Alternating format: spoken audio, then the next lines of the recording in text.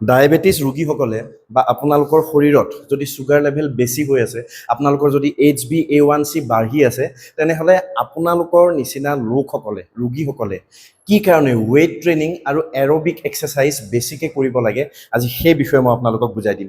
মই এই মাৰ্কাৰ বৰ্ডখন লৈছোঁ, ইয়াতে মই ধুনীয়াকৈ আপোনালোকক প্ৰেক্টিকেলি কিছুমান কথা বুজাই দিম।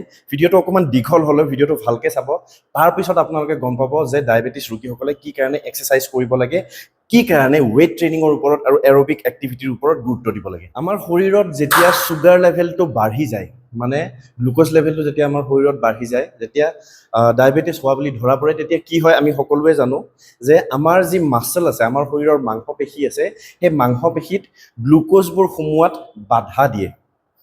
ইনচুলিন হৰমনৰ প্ৰডাকশ্যনটো পেনক্ৰিয়াটিছৰ পৰা হোৱাটো কম হৈ যায়, আৰু যাৰ ফলত আমাৰ মাংসপেশীত ইনচুলিনে সেই খাদ্যবস্তুবোৰ লৈ যায়, আমি যিবোৰ খাদ্যবস্তু খাওঁ সেই খাদ্যবস্তুবোৰ লৈ গৈ মাংসপেশীত অলপ অলপকৈ সুমুৱাই দিয়ে, আৰু সেই বস্তুটো লাহে লাহে কম হৈ আহে যেতিয়া আমাৰ শৰীৰত গ্লুক'জ লেভেলটো মানে ছুগাৰ লেভেলটো বাঢ়ি যায়। এতিয়া ধৰি লওক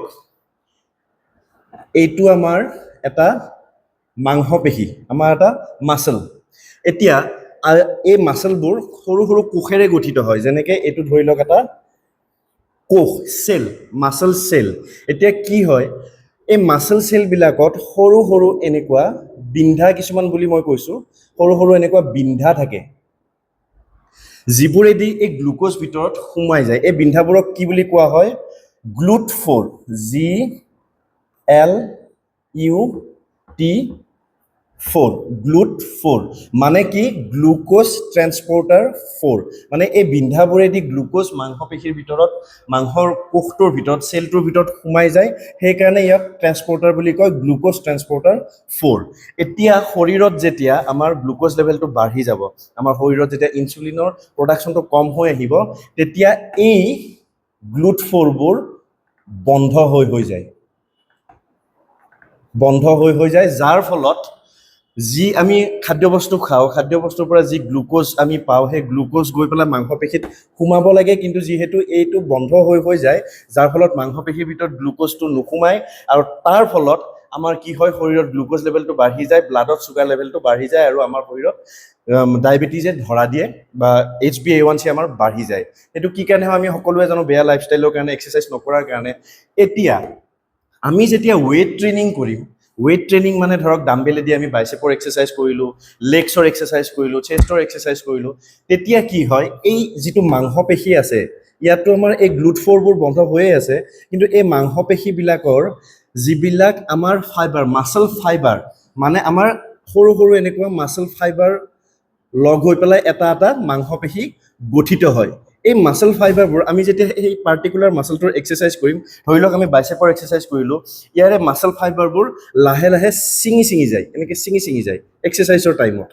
আৰু তাৰপিছত যেতিয়া আমি ৰেষ্ট ল'ম, বা আমাৰ প্ৰয়োজনীয় খাদ্যবস্তু যিটো আমাক প্ৰটিনৰ দৰকাৰ, কাৰ্বহাইড্ৰেটৰ দৰকাৰ, এইখিনি যেতিয়া আমি এক্সাৰচাইজ কৰাৰ পিছত ল'ম, এই মাছল ফাইবাৰবোৰ যিবোৰ ছিঙি গৈছিলে, নতুনকৈ ৰিপেয়াৰ হৈ পেলাই মাছলটো আপোনাৰ গ্ৰ'থ হয়, মানে আগৰ যিটো মাছল আছিলে সেই মাছলটোতকৈ অকণমান মাছলটোৰ গ্ৰ'থ আৰম্ভ হয়।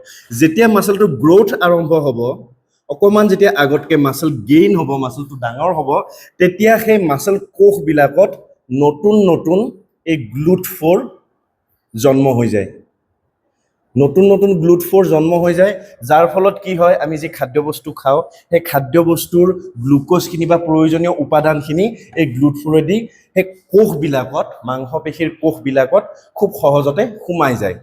আৰু তেতিয়াই কি হয়, আমাৰ ইনচুলিনৰ প্ৰডাকশ্যনটো লাহে লাহে বাঢ়ি যায়। যেতিয়া আমি এক্সাৰচাইজ কৰিম, ৱেইট ট্ৰেইনিং কৰিম, ইনচুলিনৰ প্ৰডাকশ্যনটো বাঢ়ি যায়, আৰু যাৰ ফলত আমাৰ শৰীৰত থকা গ্লুক'জ লেভেল, ছুগাৰ লেভেল যি বাঢ়ি থাকে, ই লাহে লাহে কম হৈ থাকে।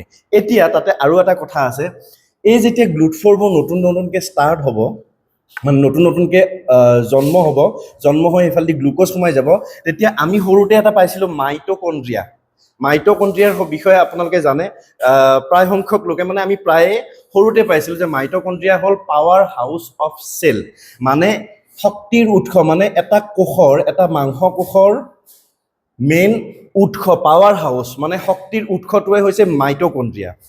আৰু যেতিয়া এই নতুন নতুন গ্লুট-4 আমাৰ হ'ব, নতুন নতুন গ্লুট-4 হোৱাৰ পিছত আমাৰ শৰীৰত যি মাইটকণ্ড্ৰিয়া আছে, সেই মাইটকণ্ড্ৰিয়াৰো উৎপাদনটো বেছি হৈ যায়, মাইটকণ্ড্ৰিয়াৰ সংখ্যাটো বেছি হৈ যায়। কেতিয়া বেছি হ'ব? যেতিয়া আপোনালোকে ৱেট ট্ৰেইনিঙৰ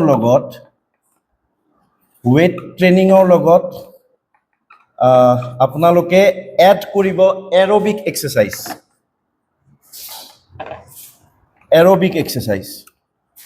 এতিয়া এৰবিক এক্সাৰচাইজ কোনবোৰ?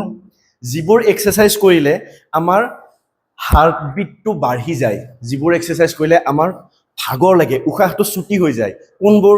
যেতিয়া আমি ৰানিং কৰোঁ, যেতিয়া আমি জাম্পিং জেক কৰোঁ, যেতিয়া আমি জাম্প স্কোৱাট কৰোঁ, এনেকুৱা ধৰণৰ জঁপিওৱা মেলা যিবোৰ এক্সাৰচাইজ আছে, সেই এক্সাৰচাইজবোৰ যেতিয়া আমি ৱেইট ট্ৰেইনিঙৰ লগত কৰিম, তেতিয়া আমাৰ সেই মানে আমাৰ কি হয়, এই যিটো মাচল কোষ আছে, এই মাচল কোষত যে গ্লুট-4বোৰ যে নতুন নতুনকৈ জন্ম হয়, তাৰ ভিতৰত গ্লুক'জবোৰ গুচি যায়।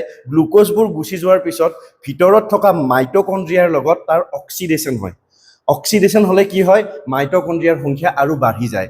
মাইটকণ্ড্ৰিয়াৰ সংখ্যা যেতিয়া আৰু বাঢ়ি যাব, তেতিয়া মাচলটোৰ গ্ৰ'থ আৰু বেছি ভালকৈ হ'ব।